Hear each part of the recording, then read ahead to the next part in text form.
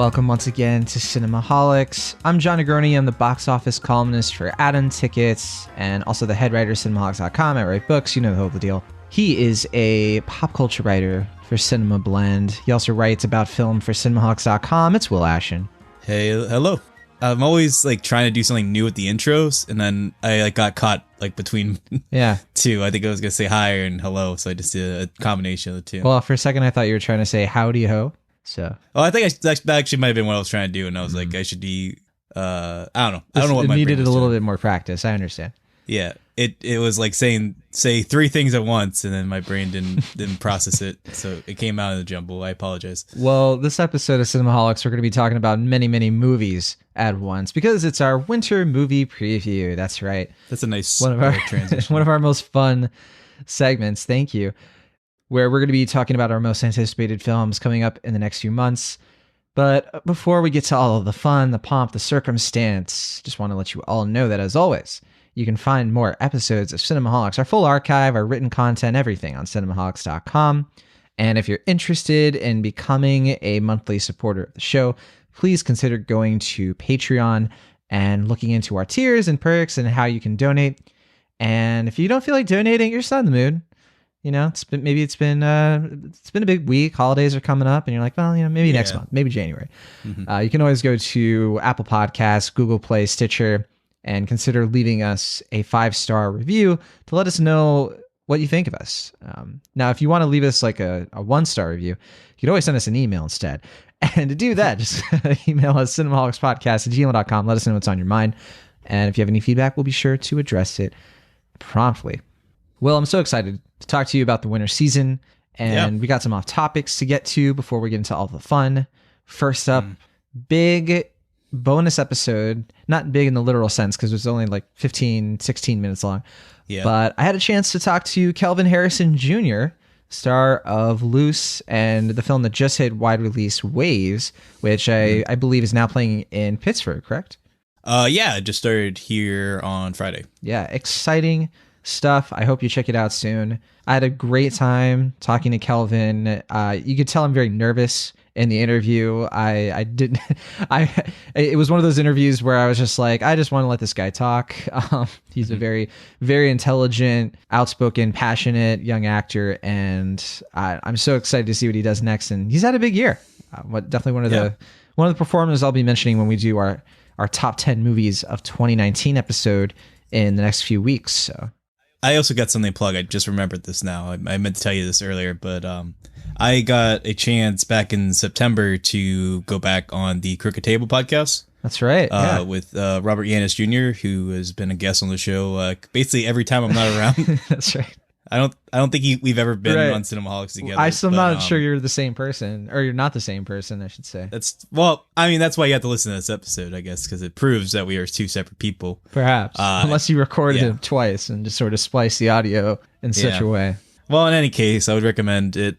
We talked about Punch Drunk Glove, which is another one of my favorite movies. I really enjoyed that conversation, and I hope people check it out. Yeah, that is a great movie, and I started listening to that episode pretty recently.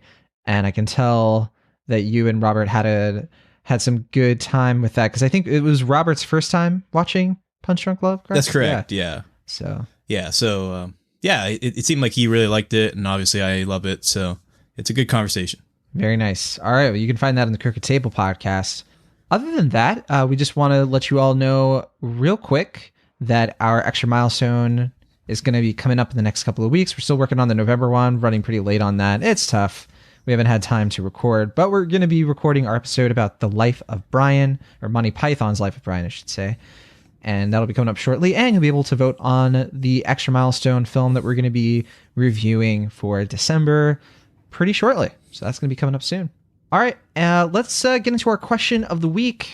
And this one's been a couple of weeks coming. So way back in I believe it was our Frozen 2 episode, we asked you all, what are some 2019 movies you want to catch up on over the holidays? You had 2 weeks to answer, so we had a good amount of answers. We don't have time to get to every single one, but just to get through a few of these, I think this question was fun. I think people had fun with it because we're all thinking about films we can catch up on over the holidays. In fact, in the interview I had with Kelvin Harrison Jr., I asked him, I was like, oh, what are some films you've seen recently? And he was like, oh, he hadn't watched a lot of current films. And he's like, I'm going to watch a whole bunch over the holidays. So it's clearly a pretty common thing for people to be distracted and try to find reasons not to hang out with their families. But at least that's for me. Oh, yeah. Just saying. Mm-hmm. Is that fitting of waves or not? I don't actually know. Oh, jeez, I'm not going there. Okay, fair enough. All right, so Jancy says in the comments section, I really want to see Once Upon a Time in Hollywood at some point, but I'm really hoping it hits streaming or at least a rental service. I haven't even seen it on Redbox yet. So I think Once Upon a Time in Hollywood you can buy right now, and I think it's about to start streaming. In fact, actually somebody responded to the comment. I believe this is true. You'll be able to rent Once Upon a Time in Hollywood on December 10th. So just a couple days from now. Yeah. That'll be good. I mean, depending on when this episode comes out, it might be that day. So it'll be available before you know it. That's right. And I think that one's a shoo-in for for best picture. Think that's fair to say? You think it'll get nominated? Yeah, I think it seems like it's pretty likely at this point. It's still an open race. Obviously, I'm very curious. Because it seems like there are a few other films that are coming up now or just recently released that are vying for it. Obviously, it's that month, and I don't know exactly how, say, like Uncut Gems or Little Women or 1917 or Richard Jewell are going to fit into here, but it seems more likely than not that there is any like certainties in this race. That's one of them. Yeah, if there's any film I think is probably going to not make the cut, it's probably Jojo Rabbit at this point. Oh, I don't know. I think that actually might win. You think so? I don't know. I'd rather it didn't, but my Oscar prediction at this point is that I don't think it's going to get nominated for Best Picture. If it does, I think it'll just barely squeak in there. But I definitely don't think it's going to win. I think it's going to be a Green Book and might win some more stuff than you're anticipating. Well, we'll see who's proven wrong pretty soon. February to be exact. Or actually, we'll know about the nominations at least pretty soon. So. All right, Jeez Louise said The Farewell and Midsummer are two films I'm finally setting time aside to check out, mostly based on the good reviews, but also because this seems like a perfect time of year to watch some indies. I couldn't agree with that more. Well, I've been catching up on some indies myself, actually, and a lot of them have been very interesting and some contenders for some of my favorite films of the year. Have I told you yet? I watched One Child Nation pretty recently, that documentary from... Oh, no, you didn't. Yeah, that is a fantastic documentary you can watch right now on Amazon Studios. Any indies that you've seen recently? Yeah, I just saw Honey Boy on Friday. I was telling you about that a little bit off the air. I liked it a good bit. I'm not quite as taken, I think, by it as you were, and I still haven't listened to I'm going to wait until I see Waves to listen to the conversation even Brendan Katz had. But yeah, I liked it a good bit. It didn't hit me as hard as I was anticipating, but I'm really glad that Shia LaBeouf made it because it's definitely a type of movie that I just love movies that are very personal and very like trying to be a better person or a more fulfilled person at the end of it. And I think that's definitely what happened for Shia. So yeah, I would definitely recommend that one. Yeah, it's a very personal film, as personal as it gets. Sounds to me though that you're a bigger fan of Peanut Butter Falcon than Honey Boy. It sounds like. I don't know. I think about the same on them. I mean, I think like if I were to choose one to rewatch, I'd probably be more inclined to rewatch Peanut Butter Falcon because it's a lot more of like a crowd pleasing, fun, good hearted movie. And obviously, Honey Boy is a lot more raw and emotionally searching. And so it's not always like a very, like entertaining film to say the least. But,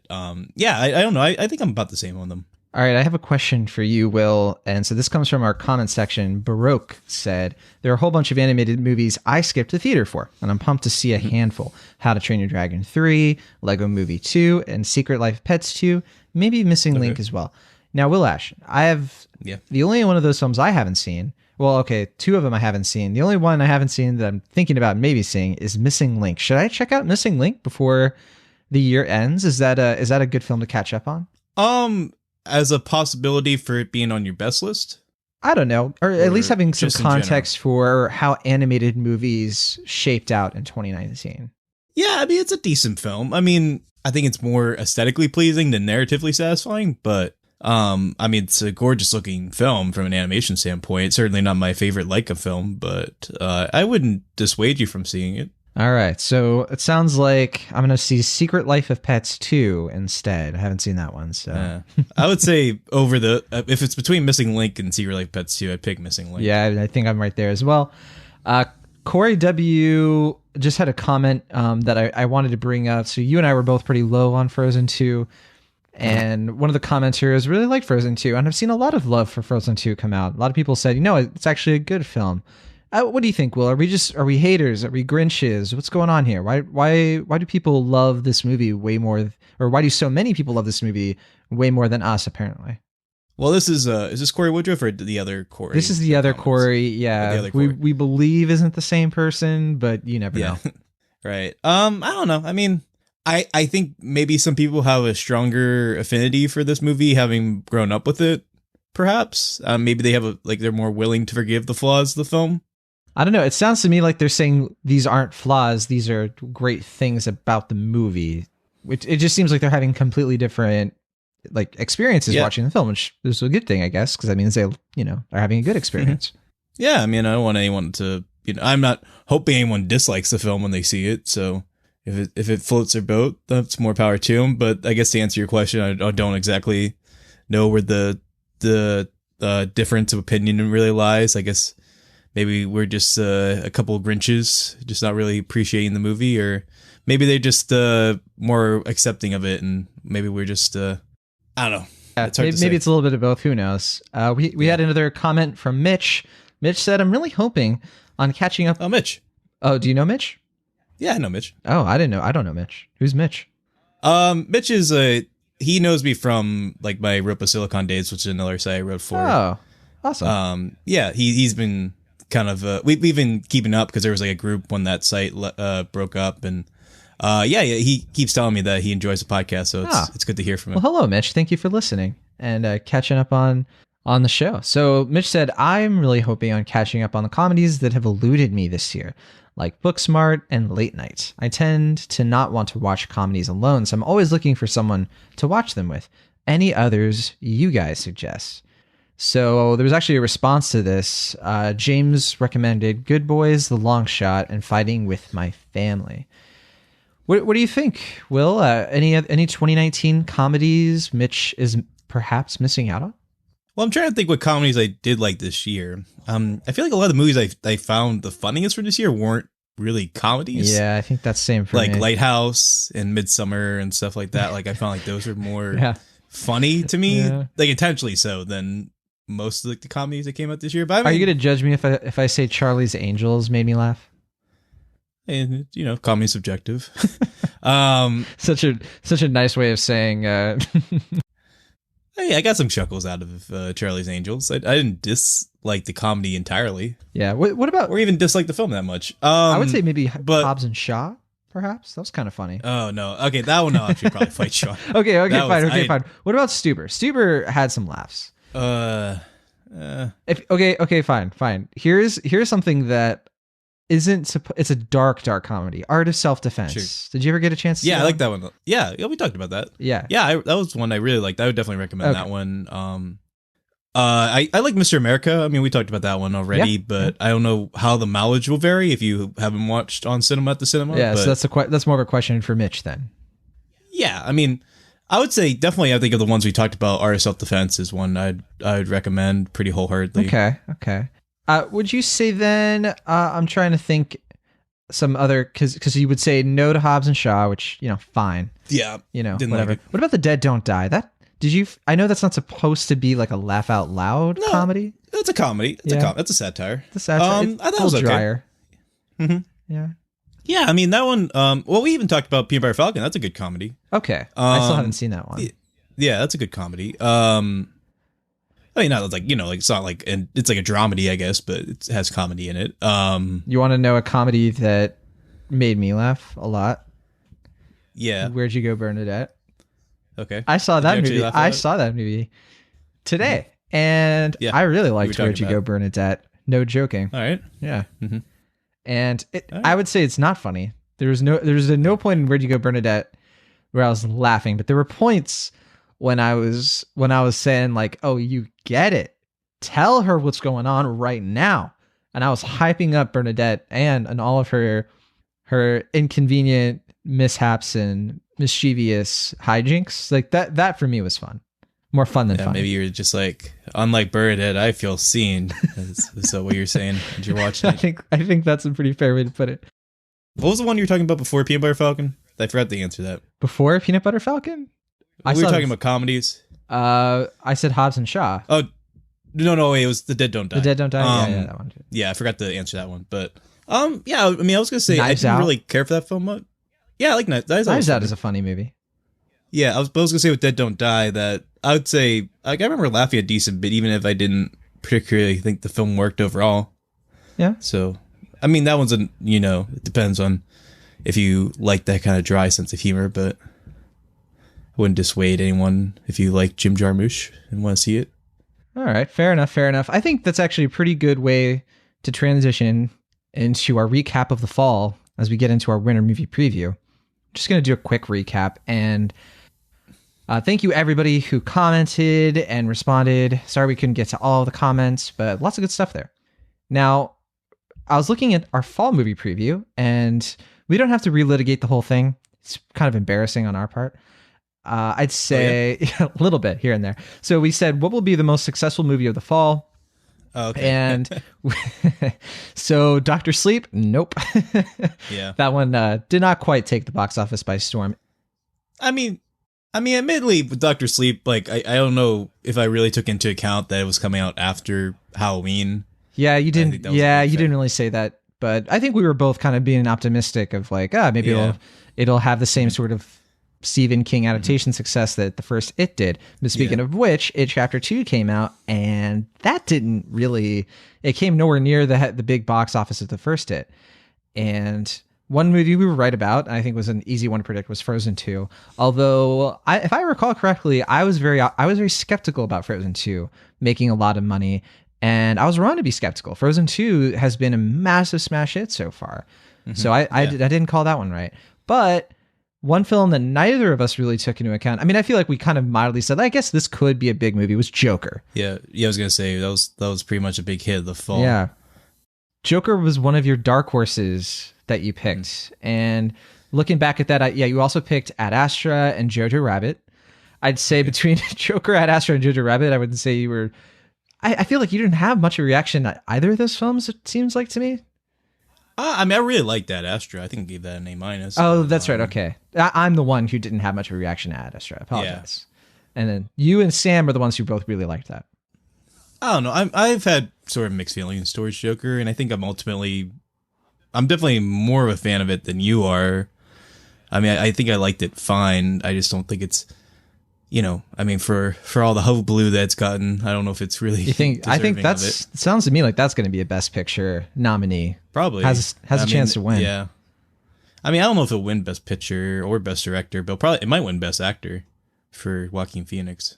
I think Phoenix is definitely a front runner. Honestly, I think it could become a front runner. I think they're doing the work. I don't think Todd Phillips will. He might get nominated, but I don't think he would win Best Director, even if Joker won Best Picture. Mm-hmm. Yeah, I don't see that happening.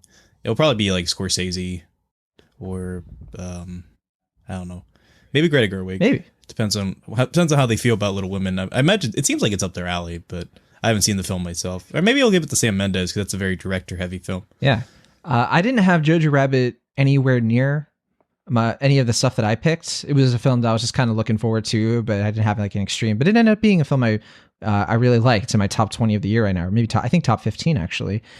Which one? Jojo Rabbit.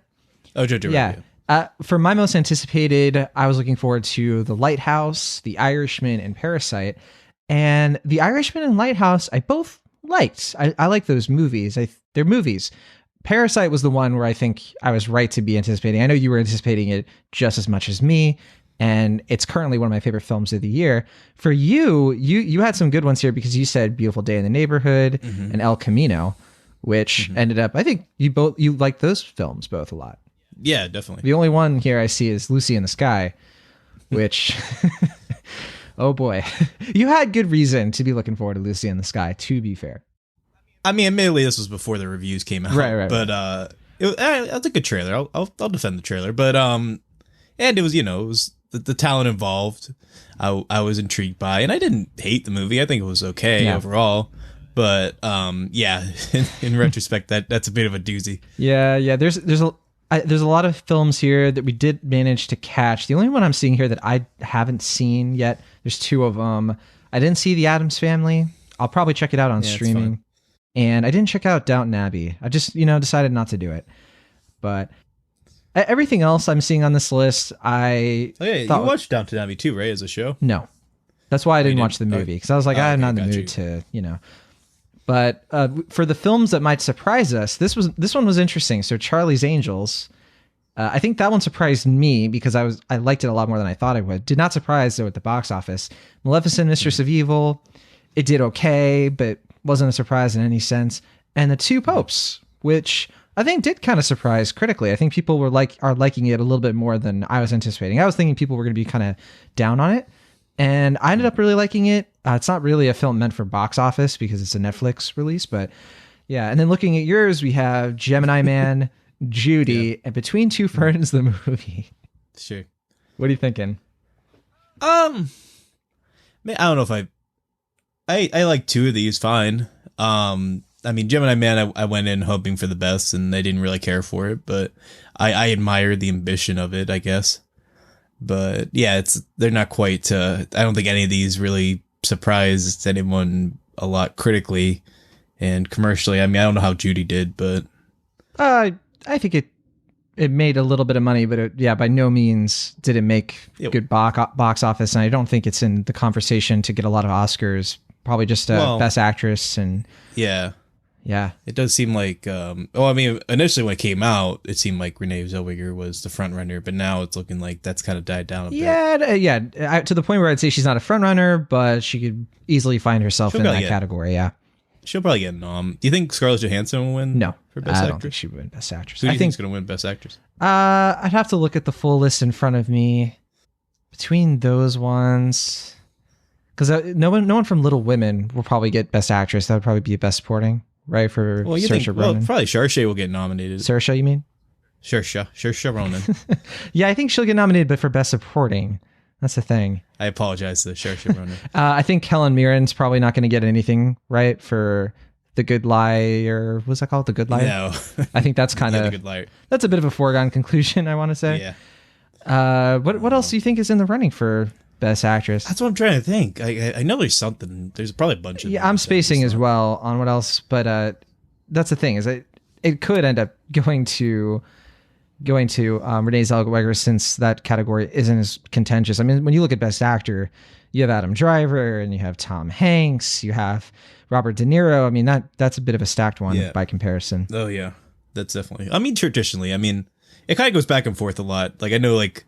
Some years, like the Best Actress category is stacked. Like I think last year was pretty tense, and then I guess it happened. Yeah. Sorry, I just remembered Bombshell.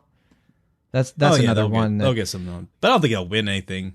Perhaps we haven't seen it. There's a lot of films on the winter preview that you and I have not seen. So true. Let's get into that actually. And one last thing. Will, I have to ask you if you had to guess what was the most popular episode of Cinemaholics in the fall from September to last week. Which one do you think was our biggest episode? Should be pretty easy. Is it Joker? It was Joker.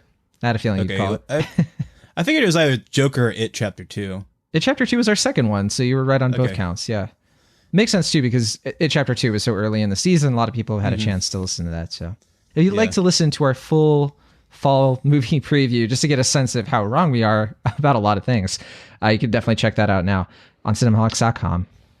Yeah, I was looking at the potential Best Actress nominees. I think we forgot Awkwafina for The Farewell. Oh, I wasn't thinking she was really in the running for that, but I could see that from A24.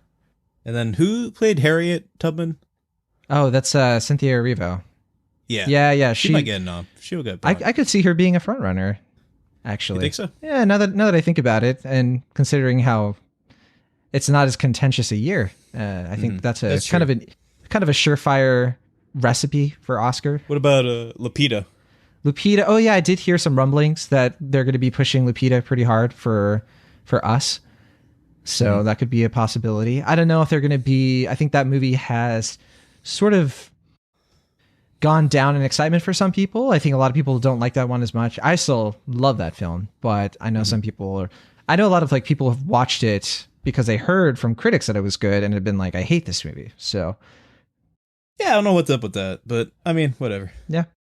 Yeah, it's not quite as accessible and culture penetrating as Get Out was, but Yeah, which is why I think I respect that more about it, and I think I liked it more because of that. yeah, but, same here. Yeah, that's how it goes.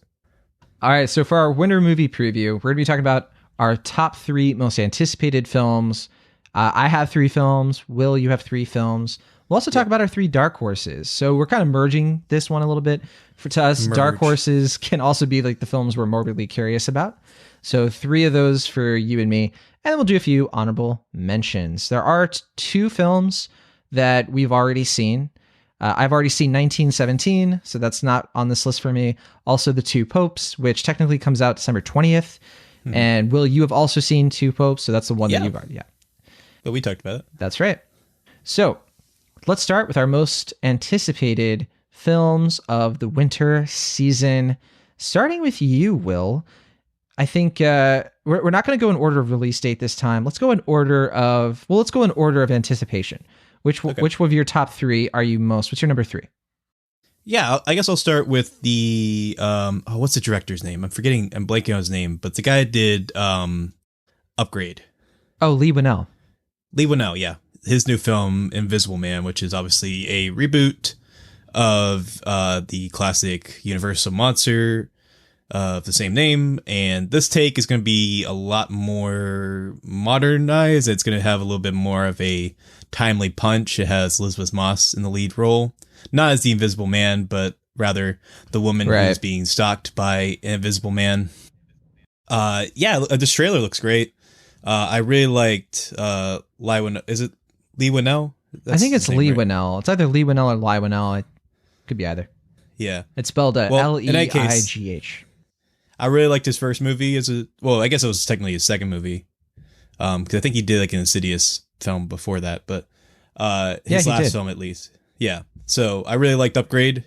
This one looks really sharp and well done. My only criticism was I think the trailer gave away a little too much, but that's not his fault. That's marketing. Yeah, the trailer. I like the trailer because of how it sells this movie, and I think they're more concerned about that, of being like, hey, this isn't your dad's Invisible Man. Right. You know? I just think that, those last 15 seconds, they could have cut those. But yeah. But anyway, other than that, I think it's a great trailer. I really like Elizabeth Moss. I don't think you mentioned it, but I know you saw Her Smell, which is another one of my... I did. Yeah, I saw Her Smell yesterday, and I really liked it. That is a really solid movie. And I'm kind of bummed she's not in the Best Actress conversation right now, because I thought her performance in that was one of my favorites of the year. So I wasn't sold on the performance until the third act, and I obviously won't give away why. But I think, I think the performance was good all the way through. But then I was like, man, I was getting tired, honestly, like emotionally. And there's something she does with that performance that really knocked my socks off. So I'm in agreement with you on there. Yeah. And I mean, she was also in Us, another movie we just talked about. That's right. Minor role she made the most of, for sure. Yeah. I mean, she's in a bunch of stuff recently. She's been... Tie it back to Mr. America, right? Because he's in Tim Heidecker, right? He's in Us as her husband, right? Yeah. I think Elizabeth Moss is great. I think she has really proven herself a lot. I mean, obviously, since Mad Men, but I'm very excited to see this film, and I hope you are too, John. I want to see it. I'm not excited about it necessarily. Like, it's not a film that I'm really ready to. Sure, it's going to be intense. Yeah, I think one reason why I'm a little nervous is that I know that originally it was supposed to be part of the shared cinematic universe, the Dark Universe. Mm-hmm. I think they moved away from that, so that gives me a little bit of hope. And also that Jason Blum is producing, I was gonna say, and there's good stuff going on here. Yeah, I mean, I really when they announced that the Blumhouse company was going to be involved with these new monster movies, I was like, oh, that's great, because they're going to be lower budgets. I mean, not just because they know how to franchise with the Conjuring films, especially. But it proved that Universal, like, they took the notes from Mummy. Like, they realized that, like, instead of going for these big swings, just kind of go for smaller, more character stuff. And, if it fails or doesn't connect with audiences, it's a low risk comparatively. And, it seems like this one, it's really working with people for that trailer. And obviously people really like Elizabeth Moss. So I can see this one being a big success, and I'm excited to see it for that reason. Yeah, and I don't think we said enough that I really liked Upgrade. And the fact that Lee Winnell is writing and directing this, I think is a good indicator. And it's funny because Upgrade even has its own version of like an invisible man. So maybe it was like the unintended audition for that. Yeah. Yeah. I mean, honestly, I could see that, like somebody from Universal or Blumhouse. Wait, yeah, because that was a Blumhouse production too, right? Upgrade was? Maybe it was. Could be. I think it was. Well, I think it was because he's been working because he, like you said, Insidious Chapter 3, I think was his first film, and then he worked on some of the other ones, and I think that's all Blumhouse. So yeah, there you go. Yeah, and I know that I guess Elizabeth Banks is making an Invisible Woman movie, but I don't think it's connected to this, from what I can tell. But that's neither here nor there. Yeah, that is another separate project. I don't know as much about that one, but. Yeah, we're going to have a lot of invisibility coming up in the next year. Yeah. I was going to say Violet from The Incredibles can get a movie. That's right. Solo origin film. Violet, yeah. Incredibles, Violet, Wolverine. There you go. Am I remembering this movie right? Invisible Dog? Isn't that like a Disney film in like the 90s? I have no idea what you're talking about. Am I making this up? Am I like imagining a movie? Invisible Dog? I don't know. I thought I remember seeing... I'm looking it up. You keep talking. All right, I'll talk about the my number 3, which I believe is on your list as well. So I'm gonna wait to talk about it because we can talk about it all at once. Because I think it's your number 1, so I don't want to get the let out. But for now, then I'll get into my number 2. So my number 2 is Portrait of a Lady on Fire, which I have been desperate to see. It's been playing in New York and LA as of this week, which means neither Will or myself have been able to check it out. Premiered at the Cannes Film Festival this past year. It was I think in competition for the Palme d'Or, did not win, but it did win the Queer Palme at Cannes. First film directed by a woman to win that award. And if you haven't heard of Portrait of a Lady on Fire, it is a French film directed by Céline Sciamma. I'm not sure how to pronounce that correctly. But I really want to see this. She's well known as a very minimalist type of director. I think a lot of people would recognize, I think probably most famous of her films is probably Water Lilies, I'd have to say.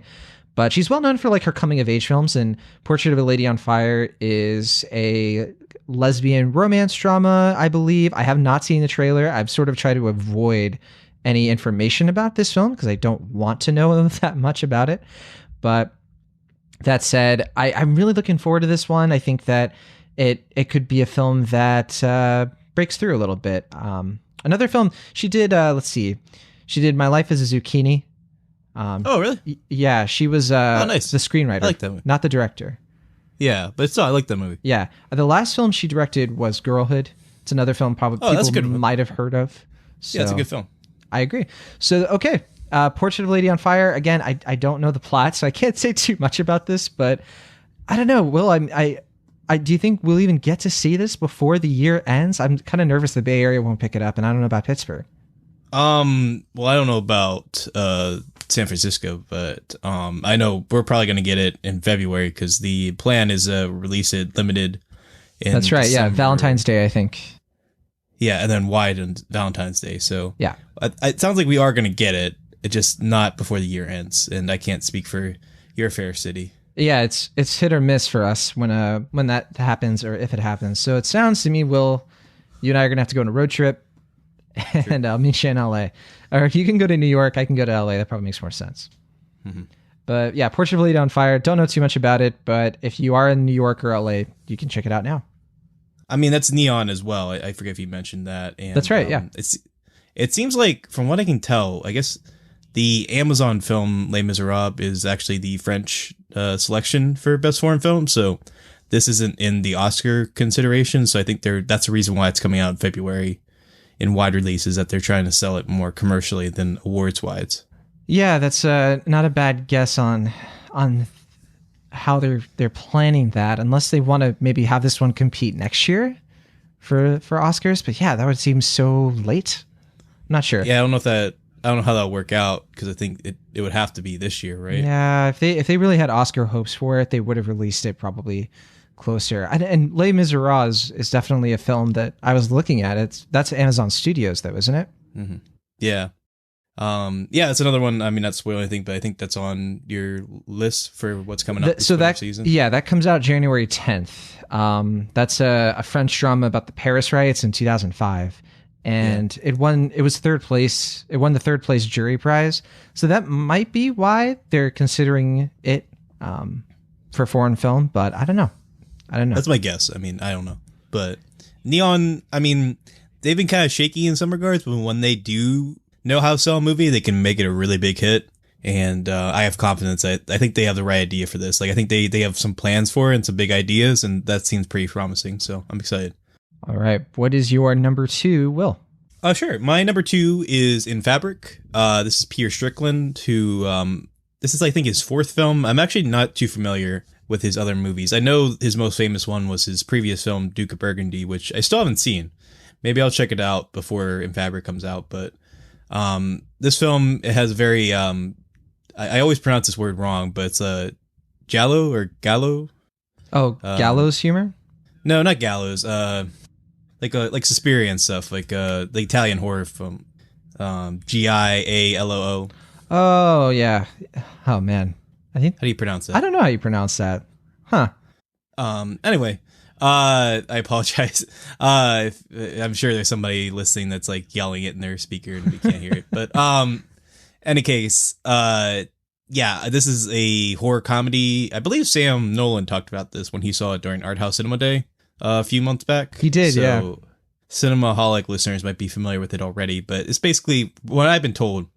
It's going to be like what you would think the literal title of Phantom Thread is, just based off that title and not knowing the plot of that movie. It's like about a dress that comes to life, and it's going to be very pulpy, like color friendly, just a lot of visual aesthetic and stuff that I think, I don't know, it's really up my boat. It's really up my alley. It's up your boat too. Let's say that it's up my boat. It's up my boat. Yeah, it just looks like a really fun time. I believe we're getting this next week in the Pittsburgh area, so I'm definitely gonna make a point to see this when I can. So I'm very excited about this one. Yeah, it has a lot of famous British actors in it. I think one that American audiences will definitely recognize is Gwendolyn Christie is in the film. So of Game of Thrones fame. So yeah, this is A24. This one premiered quite a long time. It premiered at TIFF last year. So, and then it came out this past summer in the UK.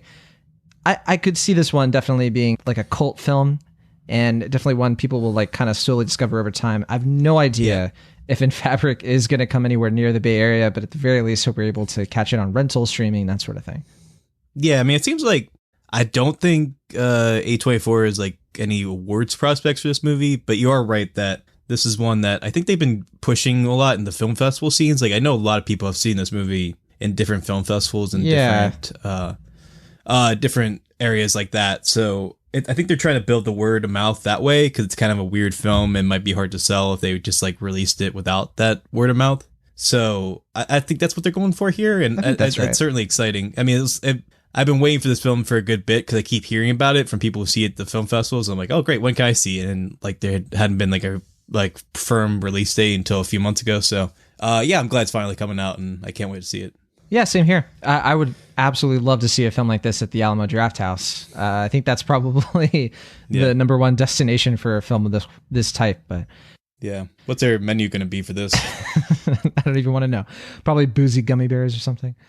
Maybe. All right, that's In Fabric. Your number 2. Let me talk about my number 1. Already here. My number 1 most anticipated film of the winter. And, I feel kind of bad about this because all the films I selected are December. And I feel bad about that. It's tough.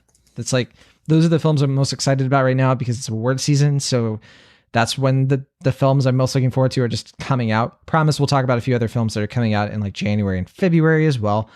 But my number 1 is Little Women.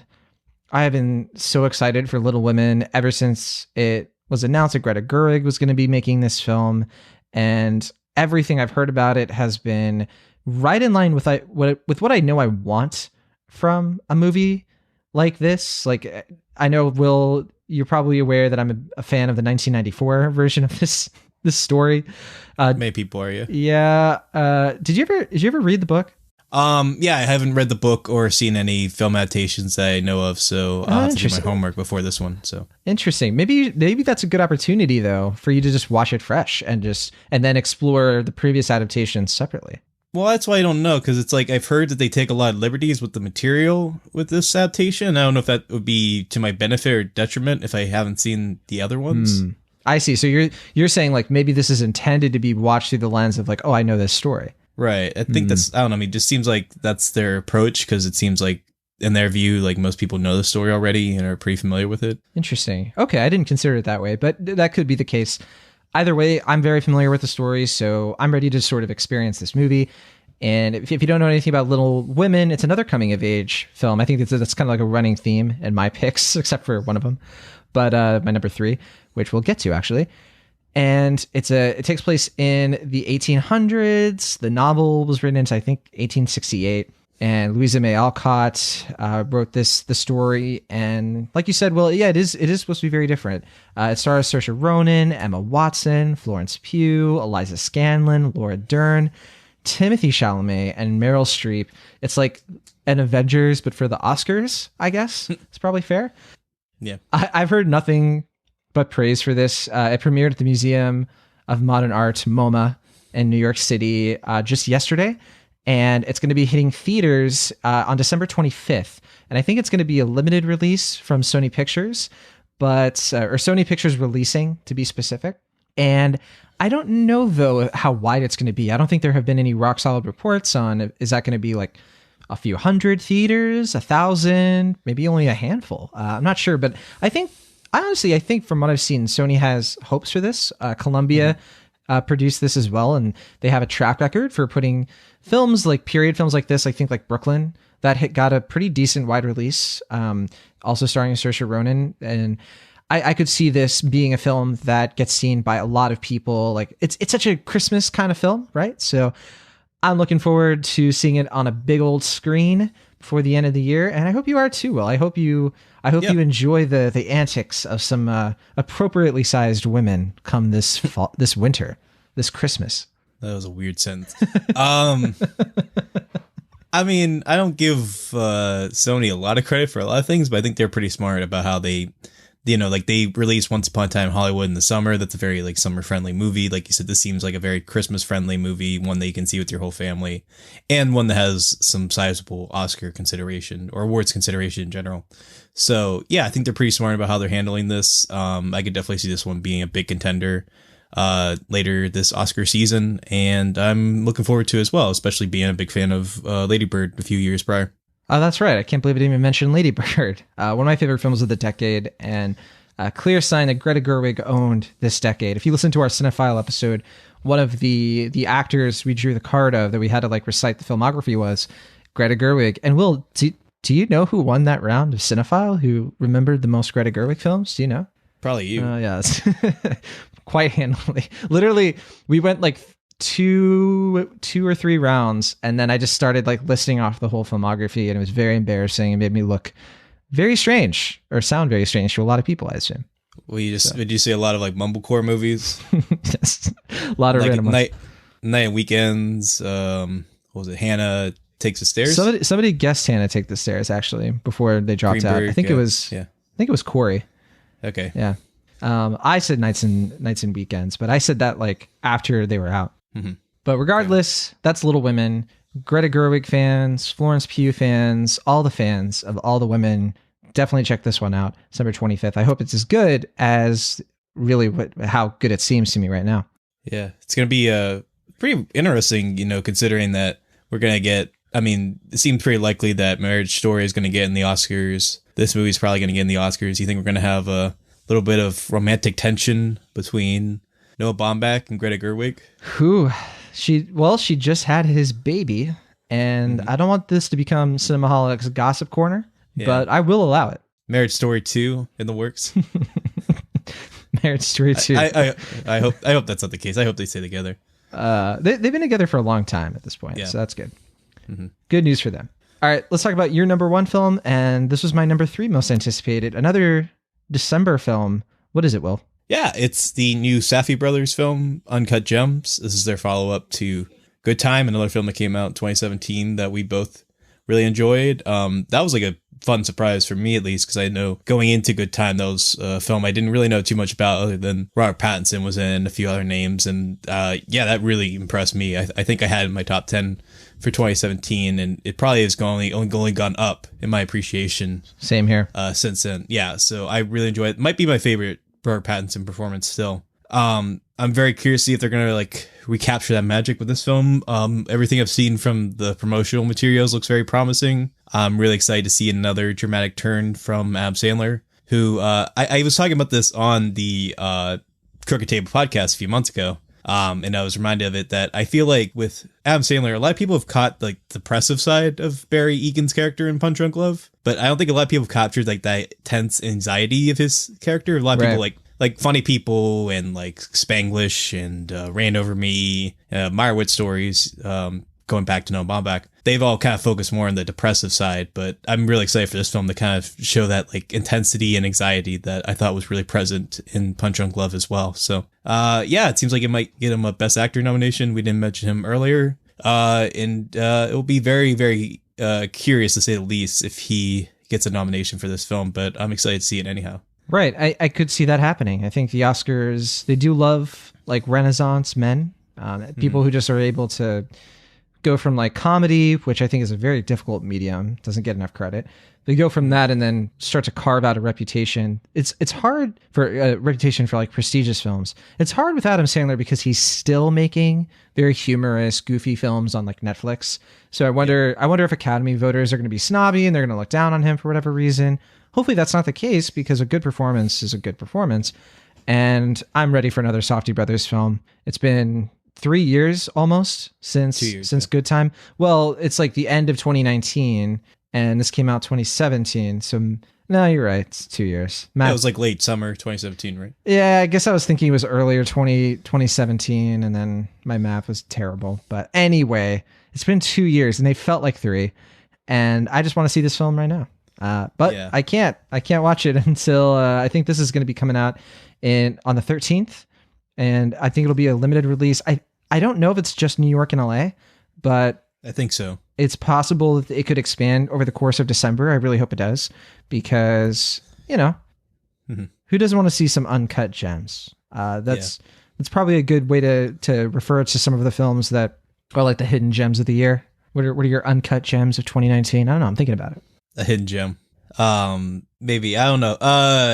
Yeah, I heard somewhere that this is projected to make, I don't know if this is true or not, but I heard it was projected to make like 15 million on its opening weekend, which is pretty insane for both an A24 film and a Safdie Brothers film. Yeah. For people who don't know, I mean, the highest grossing film ever from A24 is Lady Bird. That made 76 million. So 15 million opening would be kind of insane. Yeah. I mean, who knows if that's true or not. That could just be, speculation gone wild. True. But yeah, if that is true, then this is looking to be a major hit for A24, and I'm excited. Yeah, it'll also be releasing on Netflix internationally. So if you live internationally, if you live outside the US, which I know a lot of our listeners do, you'll probably have a chance to see Uncut Gems before plenty of other people. So yeah, I'm looking forward to it too. It just looks like a really tight crime thriller with some really great performances. Did you go through the whole cast? No, I just said Adam Sandler. Yeah, so the cast looks incredible. Idina Menzel, Lakeith Stanfield, The Weeknd is in this film. There's a couple of other ones that I don't want to get into because I heard they might be constituting a spoiler, so I won't say. But Mike Fresco's in it apparently, which is absurd. Mike Francesca? Yeah, is it the radio guy? Yeah. That one's not one of the ones that might be a spoiler. So that's yeah. that is. I just think it's just absurd that like I mean I don't know what the San Francisco equivalent is, but just like the radio sports jock just being in like this major Oscar movie is just insane. It's insane, but it makes me even more giddy that they pulled it off. We have Elvis Duran, I guess, but yeah, I don't think that would translate to anybody outside the Bay Area. Right. That's what I mean. I could say like the Pittsburgh equivalent, but it wouldn't as much mileage. So yeah, I think people know Kevin Garnett is also in this. Forgot to mention him. I was going to say, yeah, I knew there's somebody big, like a big basketball player or former basketball player. Celtics, yeah. All right, Uncut Gems. So those are our most anticipated films of the winter season. Mine are all December films. Portrait of a Lady on Fire, Uncut Gems, Little Women. Yours are all but one of them is a December film. In Fabric, Uncut Gems, Invisible Man. Remember, when does Invisible Man come out? February something.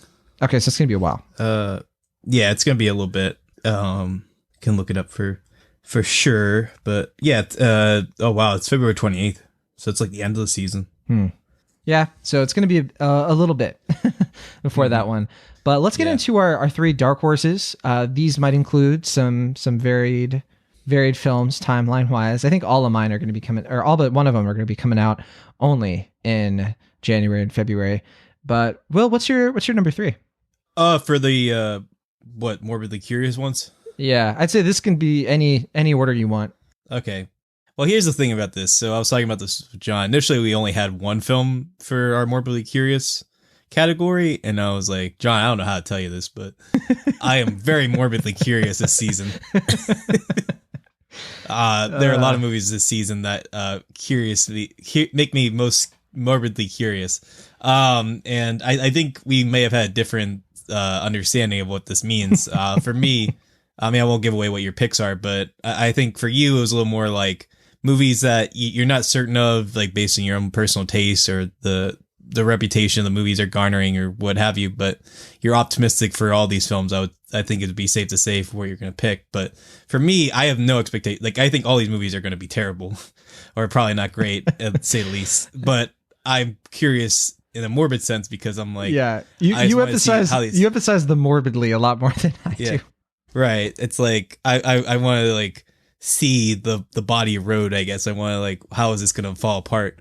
But to answer your question, so for my third category, I had a lot of picks that I was debating about. Some of the ones that didn't make the cut were Doolittle, Fantasy Island, and Richard Jewell, which I think people actually are digging Richard Jewell, so maybe that one's not completely fair to say, but I don't know, I have kind of a mixed relationship with late period Clint Eastwood, and I feel like most of the movies people are like, oh, this is like his best in years. I'm always like, that wasn't very good. So I don't know. I'm going into that one with fairly low expectations. We'll be talking about Richard Jewell on the main show. Yeah, either next week or the week after. So yeah, I think it comes out the 13th, so that'll be next week. So yeah, we'll talk about that more next week. But anyway, my first pick for the Morbidly Curious, this big buildup, is to talk about, you guessed it, Sonic the Hedgehog. So this movie, I mean, so we've established fairly prominently or prevalently throughout the show that I don't really play video games. However, I have played a decent amount of Sonic in my life. Not like, I didn't know that. Okay. I mean, like a decent amount. Like I'm familiar with the lore, the games, all the characters. I'm not very good at it, but I played it a good number of times, and I like Sonic. He's fun. It's a fun character.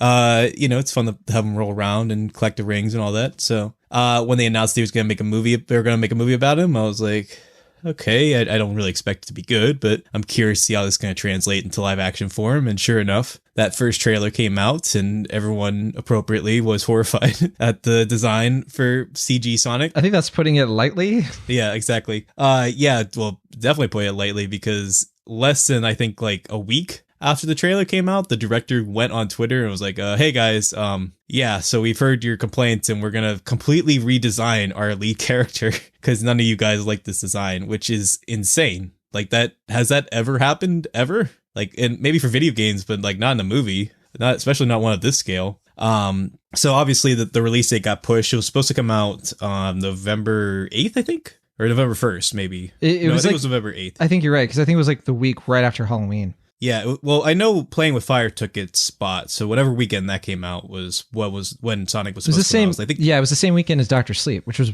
right after Halloween. Yeah, I knew because it was a Paramount film, was going to come out after Terminator Dark Fate, which I don't know why they double stacked those films so close to one another, but whatever. In any case, yeah, so it's coming out now on Valentine's Day, so if Culture of a Lady grab your significant other is sold out, you're like, well, honey, we got that Sonic. And I mean, the redesign looks fine. Like, I don't think I was quite as taken by as some people were. Like, I don't think it's like, it is an improvement. I don't think it's like a vast improvement, but it does look more visually appealing than whatever the first one was.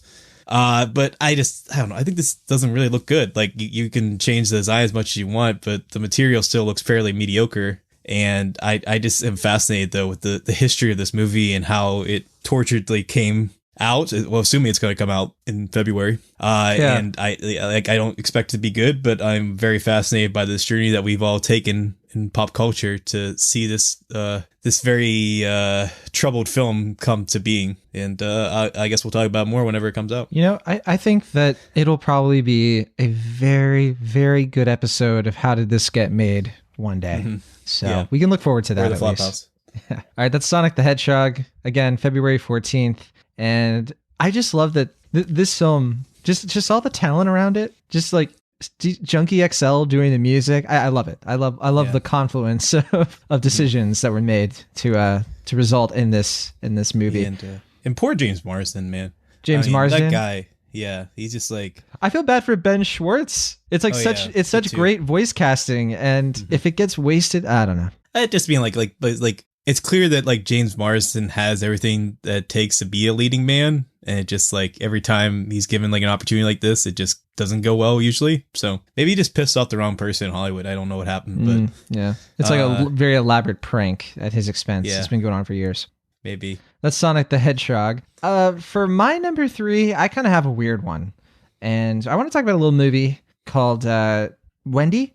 Have you heard anything about this, Will? Yeah, I've seen a trailer. Okay. Times at the theater house picture show. I have not seen the trailer for this, so I'm going off of purely what I've been told about it, the poster, things like that. So this is a fantasy drama written and directed by Ben Zeitlin. His big movie was Beasts of the Southern Wild from 2012. Movie, right? Yeah, so that he hasn't made a film since. Yeah, and so this has been like highly anticipated. And I think that's probably why the trailer has already come out. This is going to be coming out on February 28th, but it's going to be premiering at Sundance. And I am really hoping that I get to see this at the festival. This is going to be released by Fox Searchlight. And I think the premise, I don't know too much about it, but the idea is that it's like a reimagining of the Peter Pan story, where it's really it's mostly through the perspective of Wendy Darling. And I think that it's fair to say it's not a real adaptation, because it's not the Peter Pan story. It's like when I say reimagining, I'm not saying of like, Beauty and the Beast 2017 was a reimagining. No, that was a shot for shot remake for the most part. This is like a total rethinking of that story. I'm trying to think of like a good example, but yeah, me too. I know there's something else like this where they took it from a different character's perspective. It's a way bigger departure than Hook, if you're keeping it in like the Peter Pan realm, or Pan. I'd say it's closer probably to Hook in that sense. But the idea is that Wendy herself is kidnapped and taken to an island where there's like a scientific reason why people don't age.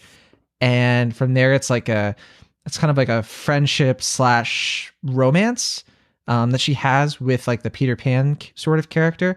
But it has sort of like I don't know if this is true, so correct me if I'm wrong, but somebody compared it to like Slumdog Millionaire.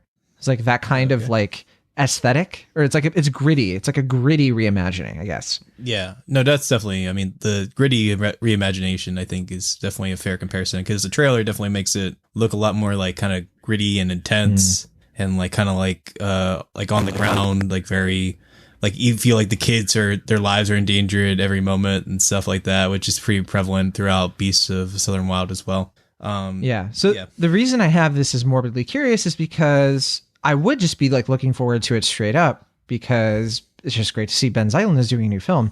But the reason I'm not so sure about it is because, I mean, name a Peter Pan adaptation, a live action Peter Pan that has been successful in what it's trying to do. What about that the 2003 one? That was pretty good. You liked that film? I thought it was a boring mess. I remember liking it. I mean, it's been like who knows how long since I've seen it. But we did see it as like preteens, so I guess it's fair to say we probably don't have the best I might have been younger than that even, but I was like, I was middle school or something like that. I remember liking it fine. It wasn't, I don't think about it like every day, but when I remember enjoying it. I am just worried because a lot of Peter Pan, like from Pan to Hook, I know Hook has its fans, and I don't hate that movie or anything, but I do think that it's a bit of a fiasco when you really look at it. I mean, the production of it was definitely a fiasco. Yeah, and I would just say that it's so unbalanced, and I just worry because Peter Pan is a story that Hollywood just keeps trying to come back to, and I don't know if that magic is still there. I'm curious though about Wendy and whether or not it'll be able to recapture some of that magic from the Disney film and some other subsequent adaptations that have been on a smaller scale. I don't know. I think of other things that have tried to like do like, oh, Peter Pan's like a villain, like they did in the show Once Upon a Time. My gosh, like forgetting the name of it, but thank you. But yeah, that's Wendy. I hope it's good. Again, it comes out in February 28th. If you're too busy for Invisible Man and this one's playing at your local art house theater, I'd say maybe check it out. It's being made by CineReach, and like I said before, it's Fox Searchlight, so Disney will probably be pushing it a little bit here and there. But I don't know, because I'm curious about how many more films Fox Searchlight is going to be doing with Disney and where they're at with that studio. I think this Oscar season is going to be a big indicator for the future, but we'll see. The only thing that concerns me about this film is that they are releasing it in February. I mean, that doesn't, guarantee that's bad or good or anything. It's just that it seems like, given that Beasts of the Southern Wild was a big awards contender when it came out, like that was like the ultimate indie underdog story, where it's like, like a 30-year-old filmmaker makes a Sundance film and it goes on to be nominated for Best Picture and Best Director and all this stuff. Just the fact this film isn't really getting any awards consideration makes me wonder if that means the film itself isn't particularly amazing. We'll see, because it is still going to come out at Sundance, and if the buzz is strong enough, it can overcome maybe the studio's trepidations. We don't know. Perhaps. It just seems like, though, that, especially like when Lucy in the Sky underwhelmed and stuff, that they had a chance to like push another film up, and I guess Jojo Rabbit kind of took that place, but it seemed like they could have used the opportunity to push Wendy into the awards consideration if it was really a darling. And it seems like they're just kind of keeping it in February. But like I said, I mean, we don't know. And I like that trailer a lot. So I'm curious to see it, to say the least. So hope it's good. Agreed. We don't know, and we don't know how the film is going to go over, and we don't know what else Fox Searchlight has planned for the end of 2020. If they have other films they think are bigger sells for the Oscars, that doesn't necessarily mean quality, but we'll see. All right, what is your number 2, Will? Yeah. So I was gonna talk about one, but I better save this one to the end. So I don't think people are gonna expect this one from me, or maybe just at all. But one that I'm surprisingly really curious to see is Sam Taylor Johnson's adaptation of James Frey's 2004 book, Million Little Pieces, which to me, the absurdity I feel of making a Million Little Pieces adaptation in 2019 is kind of astounding. Just because, I mean, if you don't really remember or you don't know, Million Little Pieces was a very controversial book in the mid 2000s because it was like this big memoir about rehab and addiction. And, it was very kind of shocking in its material, and it had this raw, visceral style to it. It was on Oprah's like book club thing, whatever they call that. Yeah. It was a big like New York Times bestseller for a couple weeks. And then, like there were some pieces of it that were being, what's the word? Contested, I guess. Like there parts of it were like, this doesn't seem real. Oh, like, for accuracy, yeah. Yeah, for accuracy, like it's like one of those things where it's like people were like, I don't feel like the scene is accurate. Like like they were researching it, and eventually James Frey came out and admitted that, like, I guess sizable chunks of the book were fabricated or stressed from the truth to the point of fiction. And it's a very like 2004 kind of controversy, because I feel like if that happened now, I don't know, like I people would be like, that's the business. I don't know, but that's the thing, is like I think about that and I think like, okay, this probably wouldn't be that big of a deal now. But at the same time, I wonder, like, because we live in this, like, quote unquote, like, post-truth world and stuff like that, where, like, fake news and all this stuff, like, would it be a bigger deal? I don't know. I mean, I just feel like, though, that, like, it wouldn't really be a media spectacle like it was in 2004. But I do wonder if, like, in the book community, if it would be a bigger deal or if it wouldn't be a bigger deal. But I don't know. I mean, I feel like if you're going to do this now, like, it would make more sense to do a film about that controversy, like, just the whole surrounding story of it. Because, like I said, I think that kind of ties into things now with just like the media and different things like that, like, how accurate do things need to be, like where do the lines between truth and fiction lie, especially a documentary could be very interesting, right? It's a fascinating story, and he's a fascinating figure, but it just seems like to make an adaptation of the book now is just kind of an odd choice. But I mean, I read the book when I was a teenager. I really liked it. I was actually rereading parts of it this week just because I have it in my house, and I was, it doesn't quite hit me as hard, but I think it is an interesting book, and I am curious to see what a film adaptation of it would be. But I think this came out last year in the film festival circuits. I think it came to TIFF, if I remember correctly, last year. Yeah. Yeah, I think that's right. And it didn't really get a warm response, which disappointed me because it's Sam Taylor Johnson's follow-up to 50 Shades of Grey, and I did like her first film a lot, Nowhere Boy, where she made with the star of this film, Aaron Taylor Johnson, her husband. And, you know, I was hoping that she could rebound from that film and all the problems that came from there and, you know, make something that's a little smaller and more personal. And, I mean, I think it was definitely a good bonding experience for them. I believe Aaron Taylor Johnson also co-wrote the screenplay with Sam Taylor Johnson. So, yeah. Yeah, they co-wrote the screenplay together, and they also produced the film together. Yeah. So it's just fascinating. Like, it's like they're making it together. It seems like something that they really wanted to do for reasons I'm not entirely sure of, but I don't expect it to be very good. And I like I said, I feel like the bigger story is being ignored by making just an adaptation of the film. But, you know, I mean, like, I like the book. I'm fascinated by the story, and it's pretty fascinating that this movie's coming out at the same time Queen Slim is in theaters, because James Frey has a story credit on that film. I don't know if you know that, John. But, yeah. So it's just a weird, fascinating, like, James Frey is back time right now. But I don't know. Like I said, I don't really expect this movie to be good, but I am morbidly curious because just what a film of A Million Little Pieces would be, especially now, is kind of puzzling to me. But nonetheless, I'm very fascinated to see what it's going to be like. But I imagine my fascination will probably be more individual than widespread, I feel, for this one. We should say this film's out right now, as of December 6th. Yeah, it's playing in the Bay Area right now. So you can catch it. I think it's going to be expanding its release as well. So, but I don't know, because the reviews have been very poor. Right. It's got a 32% on Rotten Tomatoes, and a kind of echoing, I think, what you're talking about with the controversy. And I think it's a shame, because I'm with you. I think Sam Taylor Johnson is a very talented director. She's part of the Young British Artists, which has kind of like a spiritual connection to the Young Folks, one of the sites I work for, which of course is also like the Young Turks, if you go back even further to that sort of reference. But I think she did a couple of episodes of Gypsy. Did you ever see that from 2017? No. So Gypsy is not a good show, and I think I talked about it very briefly on the show on Cinemaholics. Naomi Watts. Is that the Renee Zellweger Netflix show? No, Naomi Watts. Oh, Naomi Watts. That's it. Yeah. Okay, my bad. Renee that's What If, right? That's one she has. Yes. That's way more recent. That was this year. This show, Gypsy, was made. It was created by Lisa Rubin, and it's one of those things where it's not good, but I do think the episodes that Sam Taylor Johnson does, she does the first two, are the best of the entire first season, which I don't think is coming back. And I just think this is somebody with so much talent. She just keeps getting shortchanged by Hollywood. I'm with you on Nowhere Boy.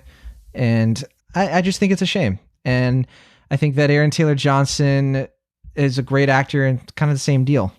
He keeps showing up in movies that I don't think serve him well. I think the last time, what was it? Maybe the last film I remember seeing him in and just being like, oh man, you know, this guy, he's got quite a range. It's probably Nocturnal Animals. I was going to say Nocturnal Animals is probably the one. Yeah. And I feel bad for him, because I think people give him a lot of flack because of Godzilla. Yeah. I mean, just I'll admit, like, his performance in that isn't very good, but like we said, like, he's proven himself quite a few times beyond that film, and I think he, like you say, he's a very talented young actor. Right, and it's interesting to see that I think this is his first screenwriting credit, so exactly, yeah. That's kind of cool to see him collaborating more, and you know, we'll have to wait and see what's next for him. I'm not sure what else he has on the horizon, but that's Million Little Pieces. My number 2 is a movie called Downhill, so this is a dark comedy, and here's the thing. People, I think, are probably more looking forward to it. I'm morbidly curious because it's supposed to be like a comedy starring Will Ferrell and Julia Louis-Dreyfus. Oh, yeah, sorry, my bad. Yeah, not Molly Shannon. I keep thinking it's Molly Shannon for some reason. I don't know why. And so if you look at that and you're like, oh, okay, you know, it's Will Ferrell, you know what you're getting. Probably not expecting much. Maybe you're expecting like a couple laughs. This, though, is coming from Nat Faxon and Jim Rash, who are best known for their TV work, of course. Jim Rash in particular, the Dean from Community.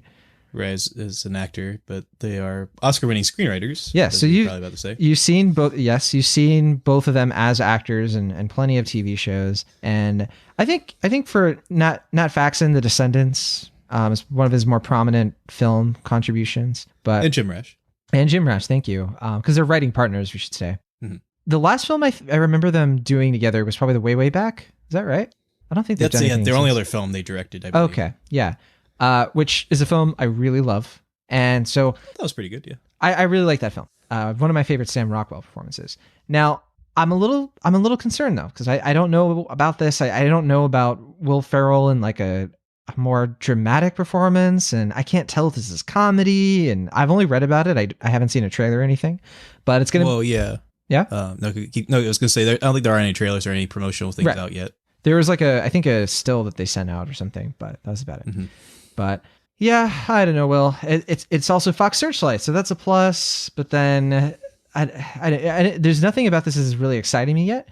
But and I forgot to mention it's a remake, so that's another kind of strike. Of Force Majeure. Force Majeure, the Swedish film, and I don't know. Am I crazy to not be excited about this? Am I putting the negatives, or am I inflating the negatives and not really looking at the bigger picture? No, because I mean that's the thing is that like when they announced that they were gonna make an English language remake of Force Majeure, even beyond Jim Rash and Nat Faxon, Will Ferrell, or Julia Louis-Dreyfus being involved with this, it was like, why are they doing it? It's just like, well, because the Upside film was a success. Yeah. I don't know. Nah, but I think this was in production before that became a big hit. But I mean, like there's been examples. Like I really like Let Me In, even though it's not like a film that quote unquote needed to be made. I really enjoyed that. I like both films. Let the Right One In and Let Me In a lot. And I haven't seen Force Majeure. I've been meaning to. I believe it's on Netflix now. I did see the director's follow up film from a couple years ago, The Square. And from what I've heard about Force Majeure, I heard The Square was incredible, or some people's favorite film of that year. It was good. I don't know if I was quite that high, but I did like it a lot. But the thing about Force Majeure, the thing that kind of makes it even weird that they're doing a remake of it is that I've heard that the reason why it works is that it has like a very fine-tuned tone. And it's like it's comedic, but it's like a very dry, dark sorts of kind of like understated sort of comedy. And I just like seeing Will Ferrell in this project is like, I can't see that from him. Like they're probably going to make this way bigger and like more explosive. Yeah, that's what's worrying me too. It's either going to be a huge risk that pays off because Will Ferrell is going to surprise us, or it's going to be a miscalculation. And right. I'm hoping for the latter, but yeah, I don't know. Or I'm hoping for the former, sorry. And again, like it's kind of going back to what I was saying about Wendy. I believe, like you said, this is a Fox Searchlight title, right? They're both Fox Searchlight. Yeah, and they're both coming out in February, and it's like they're both, avoiding the award seasons, even though they have previous Oscar favorites involved with them from behind the scenes. They're both Sundance films, so there's obviously some interest in how they're going to go over. But yeah, it's going to be interesting, and I'm prioritizing Downhill over Wendy as a film that I want to see at the festival, but I'm not sure how much interest is going to be in this one. It could be one of those things where I think a lot of people are going to want to see the premiere of Downhill because of the pedigree involved. And if I do end up catching it, I will do my best to be fair and give Will Ferrell a shot, because he is an actor who has surprised us before. I think Stranger Than Fiction was a bit more of a heartfelt performance than a lot of us were expecting. And Everything Must Go. Yeah, that was not a film I liked all that much, but I did appreciate his performance in it. So, and the fact that he was trying something different. Yeah. Yeah. I mean, I like Will Ferrell. I haven't really enjoyed his recent movies as much, but I don't know. I mean, I want to see Force Majeure before I see this. I want to see Daddy's Home 3 before I see. I'm just kidding. Man, you can count me out of that one, but I did not like the Daddy's Home movies one bit. I only saw the first one. Yeah. Well, you didn't miss much for that second one. But yeah, I don't know. Yeah, I'm with you. I'm curious about it. Not morbidly so, but I am curious nonetheless. All right. What's your number one? Is there any question? I think some of the listeners out there might not know. Oh, man. Well, it's a film we discussed in no shortage amount of time on this podcast here. It's the only Tom Hooper's Cats. 9 days away from seeing it. Yeah, I have my screening on the 17th, I believe. Same here. We're seeing it at the same time. Maybe we'll have a little conversation afterward. Maybe. I don't know. I'm watching Star Wars, and then right after Star Wars is Cats. I mean, a lot of people are going to be doing that because it comes out the same day. We should mention that. They're both coming out the December 20th. Yeah, so the screenings are the same day. Like Star Wars is in the morning, Cats is in the afternoon. Okay, I haven't heard anything about Star Wars. I may not be getting a screening for it, but I do have a screening for Cats, and by golly, am I going. Yeah, so Cats, we've talked about this a lot. I'm not going to dilute this conversation much more than we already have. It's just one of those movies, or it's one of those musicals that I think most people in the music community are like, we don't really get it, but it's very popular. And it's sold out multiple times on Broadway and off Broadway. It's one of those musicals I think most people, even if they're not really into musicals, know to some extent, at least one or two songs and the name, obviously. But, it was just like, why are they making it seems like from a executive standpoint, it makes sense. Like, oh yeah, we should make a movie about cats. But it's also like, logistically, how do you make a movie about cats? Because you put them in costumes. I don't know. I feel like you could have like amazing costumes and you could make this thing work without all the CGI stuff, I think. Exactly. Yeah. Well, that's the thing is that like when they announced like, Tom Hooper is involved, it's like, okay, he's known for his close-ups, so that's not going to work for this. And then it was just like, we're going to use digital fur technology. And it's like, all right, this is going to be a disaster of an epic proportion. And sure enough, that trailer was, exactly what I expected, if not even worse than I anticipated. And, it seems like the marketing for the film has noticeably died down after that trailer came out. Like they released one other trailer and they've been doing a lot of social media stuff, but it seems like Universal at least is recognizing that this may not be the awards contender they initially thought it was going to be. And I think they're kind of pushing more for 1917 instead. But at the same time, it could be a major hit. Like that's the thing is that like December musicals traditionally, even if they're not that good, have done well. Like we're looking at like Greatest Showman, for instance, a couple years ago. That's right. I mean, I don't know. I guess maybe not Mary Poppins Returns, because I think that underperformed, if I remember correctly. A little bit, yeah. It wasn't the biggest hit, for sure. But there was another December musical that's eluding me that came out in the last couple of years. I remember doing well. Do you know what that is? The last couple of years? If so, I don't know if it was a December film. Maybe, but people love musicals, and rightly so. I mean, they're a lot of fun. You can bring, the family to them, and I think there could be a greater chance of this doing well than people are anticipating, just off of name recognition and the talent involved. Would you count La La Land? Yeah, that was it. That was what I was thinking of.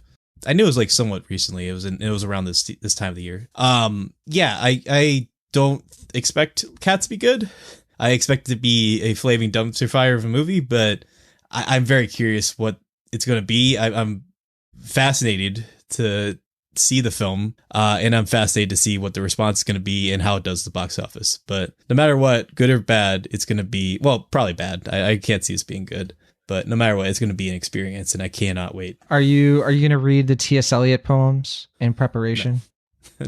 I've seen Cats before, though. I've seen it on the stage. Yeah, you mentioned that. I'm going into this totally fresh. No, my kitty litter has not been soiled when it comes to the story, so I don't know. Well, I don't know what to expect. Am I going to love this?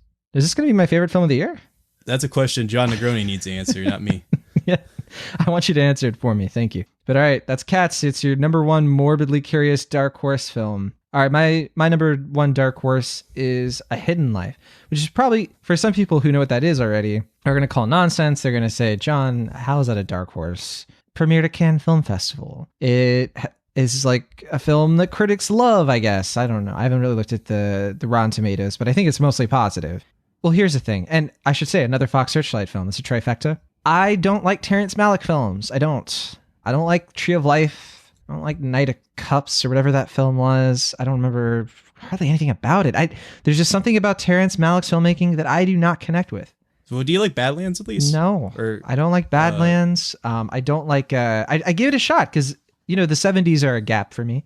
I didn't watch his other 70s film, the Days of Heaven one. That was the 80s, I think. Are you sure? I thought that was like mid 70s, but I'd be wrong. I thought he released like one a decade until Tree of Life, and then like he was just like, I better get busy making movies, and he like just did like a bunch of them. But like he had like The Thin Red Line before that, or before Tree of Life, I mean. Yeah, I don't like Thin Red Line. And A New World. Well, New World. Yeah. There's something about this filmmaker where there's something about the way he writes characters and just the way he makes his movies. I don't connect. It's not that I think he's a bad filmmaker. I don't think that you're wrong to like his films. I don't think, and I'm talking to you, Will. It's not that I think that there's something about him that's, is like, oh, people just don't realize how bad he is. It's nothing like that. It's just my personal tastes just do not line up with this filmmaker for whatever reason. I'm very sorry to say it, but I'm morbidly curious about this film because I've seen the trailer and I've read some of the reactions to it, and there's something about it that makes me want to see it. And I don't know if it's the subject matter itself. It's about a conscientious objector in World War II who he refuses to fight for the Nazis. A regular an Austrian Hacksaw Ridge. But it's that kind of thing, yeah. But it more in the sense of like, not that he's a pacifist, but that he doesn't believe in the cause. And right. There's something about the trailer where I was digging it. I was digging the way it was being shot and shown off, and I'm into it. So I don't know what's in the cards for this one and how much Oscar conversation it might get. I don't think it's getting a ton. It's going to come out on the 13th, so just a few days from now. I'm not sure when I'm even going to be able to see it. It's a really long movie too, 174 minutes. I don't know. Am I crazy, Will? Should I be morbidly curious about A Hidden Life? Well, you're definitely crazy. I mean, that has nothing to do with this movie or anything. But just my Terrence Malick opinions. Well, just in general, I suppose. But oh wow, okay, all right. I tease.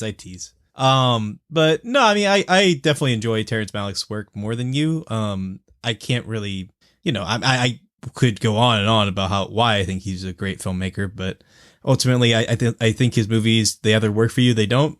He has a very specific style. I know that, I think to your point, just to kind of speed a little bit, I've heard that his screenplays are like beautifully vivid and very richly realized, but I think he kind of does something where he like kind of throws the script out as he's making it and just kind of like finds the movie in post-production. So I don't really want to besmirch his screenwriting process.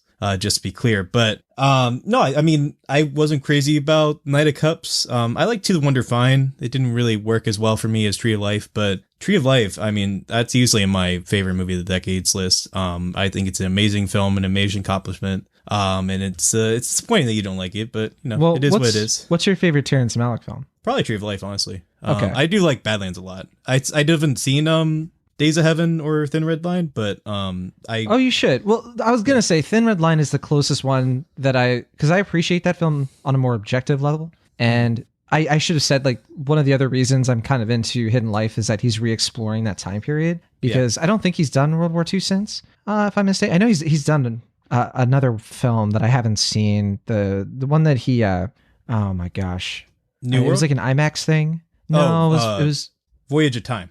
Okay, that's it. Thank you. It was like a documentary or something. I don't know too much about it. But yeah, I don't know if that covered. Did that actually come out? Like, I don't know if I've ever. I'm not sure. If it did, it got a very quiet release. If it did, I know it premiered. I remember. Right. I remember it was because it's like 2016. Yeah, well, there's like two versions of it. There's like a feature-length version and the IMAX version that you talked about. It might be the case that the IMAX version didn't get released bigger, but I didn't see it. I thought it was the opposite. I thought it was like the IMAX got like a quiet release and that the theatrical film length version didn't get a proper release. I'm not sure. Yeah. I don't know. But no, I'm really looking forward to Hidden Life. Oh, and I wasn't really super crazy about the song either, but I think I liked it a little more than Knight of Cups. But yeah, I definitely enjoy Terry Malick's films. He's easy to parody. It's easy to criticize, but there is something very poetic and spiritual about his films when they work. And this one, like you said, the trailer looks amazing. I'm definitely going to make a point to see this one in theaters if I can.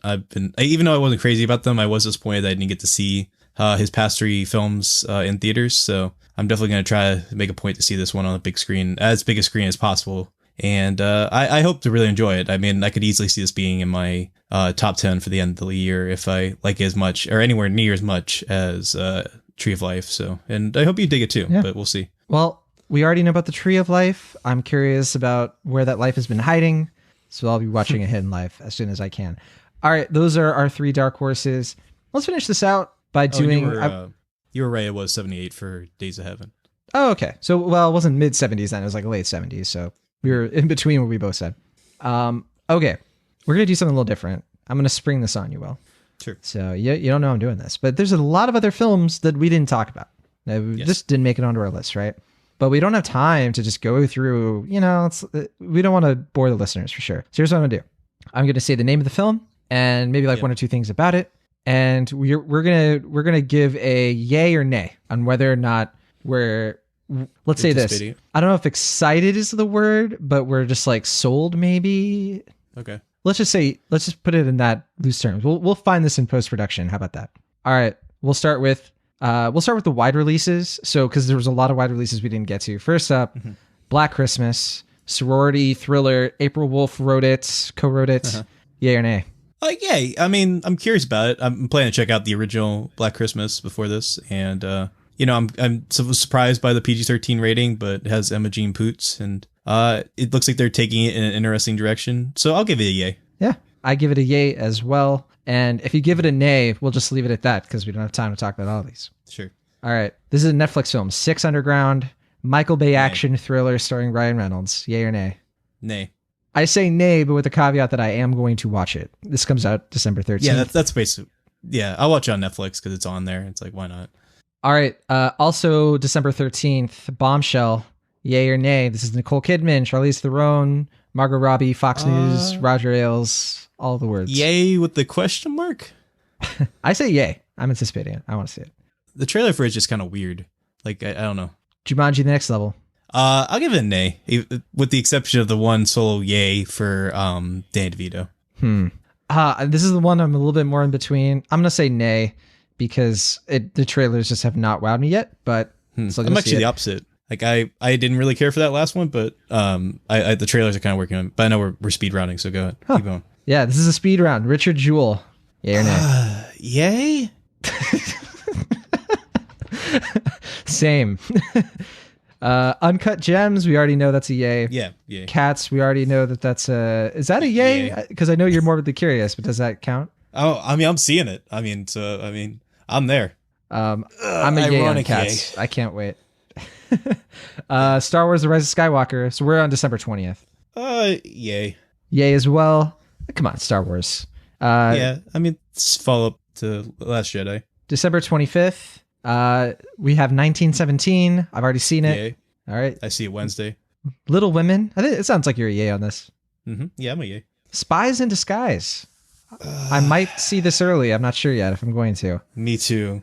A nay? I say nay. Like, I don't. Slight nay. I don't know. I appreciate the absurdity of the premise, but yeah, nay, but it could go either way. Yeah, exactly. January 3rd, we have the reboot of The Grudge. What are you thinking? This is Nicholas Pesci, Sam Raimi produced. I'll go yay because I like the director. I'll go yay because I like the cast. Andrea Riseborough, Jackie Weaver, John Cho, Betty Gilpin. It's good. The Informer comes out on January 10th. This is a wide release, believe it or not. What is this?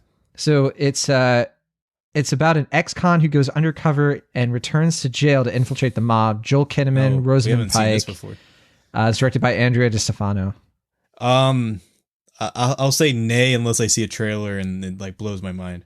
Yeah, it's like a middle yay, nay, or in between a. I mean, I haven't seen anything from this. Need more information, a. Yeah, but that premise sounds like generic as hell. Yeah. Also coming out that day, Like a Boss, Rose Byrne, Tiffany Haddish, Salma Hayek.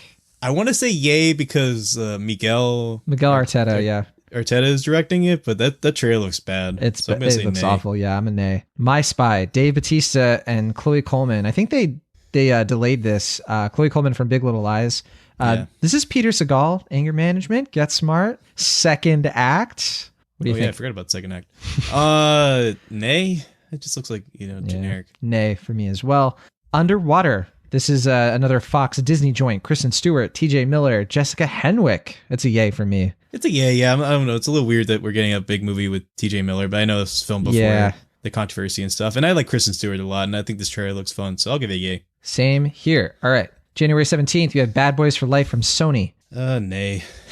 Same. I don't like the Bad Boys movies as much. I haven't seen them. We might have to talk about that off the air. We'll leave it at that. Doolittle. I know this was in your honorable mentions or Morbidly Curious. Robert Downey Jr., Universal film. Michael Sheen, Jesse Buckley, Antonio Banderas. Tom Holland is the voice of something. You like that, right? Like Spies in Disguise and Onward. Yeah, and then Octavia Spencer's Bam Bam. Yep. John Cena, Camille Nanjiani. It's a crazy cast. What do you think? Doolittle? I'm gonna give it an enthusiastic nay. I'd give it a half-hearted yay. But when I say enthusiastic nay, it means like I really want to see it. Yeah. But I know it's gonna be bad, so it's enthusiastic, but it's also a nay. The Gentleman. This is the next Guy Ritchie film. It's like a crime comedy. STX is making it, which is kind of surprising. Yeah. Matthew McConaughey, Jeremy Strong, Colin Farrell, Hugh Grant, Charlie Hunnam, Henry Golding. I'm a huge yay. Yeah, I'm a yay on this. It looks fun. And I like to see Guy Ritchie back in doing Guy Ritchie things. Yes. Run. This is a new suspense thriller from Anish Gandhi and Lionsgate. He was the director of Searching, so I'm a yay. I want to see what this guy has up his sleeve next. Sure. I haven't seen anything for this promotion-wise or plot-wise, but I'll give it a yay. Yeah, same here. Also, January 24th, The Turning. This is another horror film. Stars Mackenzie Davis, Brooklyn Prince, Finn Wolfhard. I'm like a kind of yay. I'll see it. Yeah. Universal. Yeah, that's where I'm at. It looks like it's kind of like a generic January horror film, but I like Mackenzie Davis a lot, so I'll give it a yay. It looks cool. It looks kind of creepy, too. January 31st, we have Gretel and Hansel. Big twist on the naming there. This is a dark fairy tale horror movie. It stars Sophia Lillis from the It movies. What do you think? Mild yay? Yeah, I'm a nay. I don't really care about Hansel and Gretel, but I'll probably see it. I hope it surprises me. But it's Osgood Perkins, and its other couple films were interesting, so I'll give it. It looks like they're giving it like the witch treatment, which is going to be weird. Yeah, it's supposed to be like pretty freaky. It's not for the faint of heart. It's not the prequel to the Jeremy Renner, you know. So curious, yay. Curious, yay. The Rhythm Section, also January 31st. This is the revenge thriller novel adaptation starring Blake Lively, Jude Law, Max Casella, Sterling K. Brown. Paramount is making this. I'll give it a yay. It looks fun. Yay for me as well. Yeah, for a January movie. Birds of Prey comes out February 7th. This is the Margot Robbie film, The Fantabulous Emancipation of Harley Quinn, I think is the subtitle. Crazy big cast, Rosie Perez, Ewan McGregor, Ali Wong.